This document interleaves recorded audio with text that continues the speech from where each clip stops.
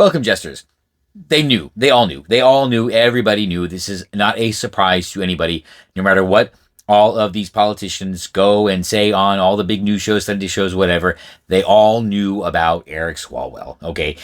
Because everybody, okay, so another thing. What you hear about Washington, probably what you suspect about Washington, it's true. It's true. I have heard this from people that are there from different directions. It's both sides of the aisle. Everybody knows. Now, not everyone participates in this kind of stuff, but it happens and everybody knows. Or at least their staff knows, right? The staff knows everything. The staff on both sides of the aisle knows everything. They share every little bit of tea that they come across. They're probably very friendly with each other. They're probably all very voluntarily enjoying each other's company regularly. So they know everything. They absolutely 100% know everything. However, okay, fine. I will say there might be some members of Congress who don't know, right? And it's only because their staff doesn't trust them enough to tell them.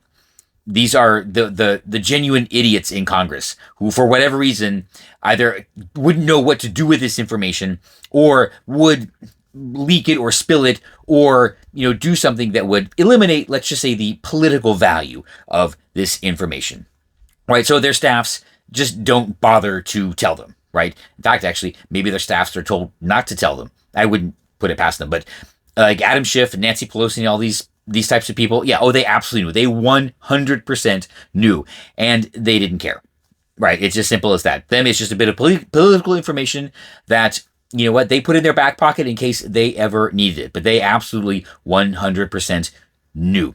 Absolutely. So, think about it. How many of you have been in, I want to say, similar, organized circumstances, like back in college, if you were in the Greek system? We all knew what was going on, right? A lot of it wasn't a secret. There would be whispers going around back and forth, and everybody would gossip about every little thing. And, not everybody participated in this. They just like in Congress, not everybody's part of it, right? But we all knew who was doing what. So, when these politicians get up there and claim, ignorance, no. They knew. They absolutely knew. And their staffs absolutely 100% knew. Which brings us to this guy was from Arizona, Gallego. Nobody should be surprised if he really gets swept up into this. If he was Swalwell's wingman at some point. They apparently have a well-known cavortive,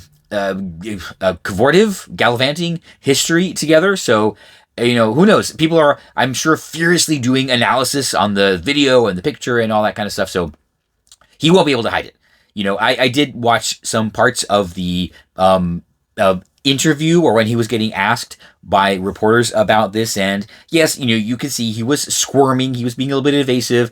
He was, of course, expressing his disgust at the behavior of his friend that he absolutely 100% knew about.